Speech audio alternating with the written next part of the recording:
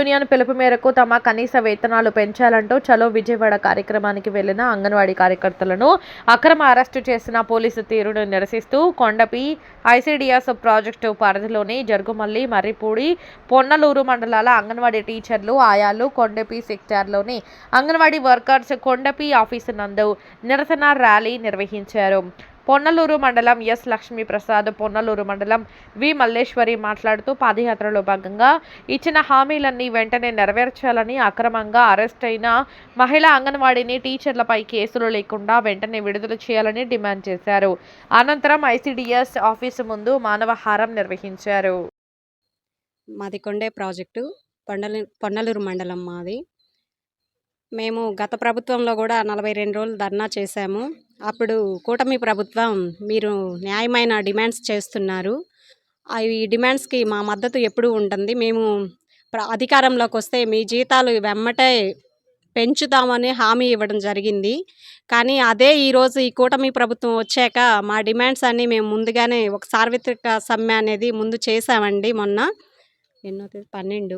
12వ తేదీ చేశాము. ఈరోజు ముందుగానే రిప్రజెంటేషన్స్ అన్ని ఆఫీసులకి మేము తెలియజేశాము, ధర్నా చేస్తున్నాము మార్చి 2వ తేదీ అని. కానీ మేమేమి అడగట్లేదండి. మేము కనీస వేతనం సుప్రీంకోర్టు తీర్పు ప్రకారం 26,000 ఇవ్వమని, అమలు చేయమని అని అడిగాము. దానికి భాగంగా నిన్న మేము విజయవాడలో చెలో విజయవాడ భాగంగా మా సిఐటి ఆఫీసు, మా సిఐటి వాళ్ళ యూనియన్ వాళ్ళ పిలుపు మేరకు అక్కడ ధర్నా చేశాము. అక్కడ అక్రమంగా మా వాళ్ళని అరెస్ట్ చేయడం జరిగింది. దానికి నిరసనగా భాగంగా మద్దతుగా మేము ఈరోజు మా కొండే ప్రాజెక్టులో తెలియజేయడం జరుగుతుంది. పొన్నలూరు మండలం, నేను భోగనంపాడు అంగన్వాడీ కార్యకర్తగా మాట్లాడుతున్నాను. మా అంగన్వాడీ వాళ్ళ డిమాండ్స్ మేము న్యాయమైన కోరికలే అడుగుతున్నాము. గత ప్రభుత్వం పాదయాత్రలో మీ కోరికలన్నీ తీరుస్తామన్నారు, ఈ కొత్త మేము నెరవేరుస్తామన్నారు. మా వాళ్ళు చలో విజయవాడ కార్యక్రమానికి వెళ్ళారు, ధర్నా చేస్తున్నారు. న్యాయమైన కోరికలు అడుగుతున్నాం. సహజంగా ఈరోజు ఒక మనిషి బ్రతకడం రోజుకి ఎంతో తెలుసు. ఈరోజు మేము సహజమైన కోరికలు అడుగుతున్నాము. ఒక నెలకు 26,000 మాత్రం అడుగుతున్నాము. కానీ మా డిమాండ్స్ మాత్రం ప్రభుత్వం అసలు పట్టించుకోవట్లేదు. అక్రమ అరెస్టులు చేస్తున్నారు. మా వాళ్ళు చాలా ఇబ్బందులు పడుతున్నారు. అన్నానికి కానీ నిద్రకు కానీ చాలా ఇబ్బందులు పడుతున్నారు. మేము అక్రమ అరెస్టుల మీద ఖండిస్తున్నాం. ఈరోజు కొండేపి ప్రాజెక్టులో నిరసన తెలియజేస్తున్నాం.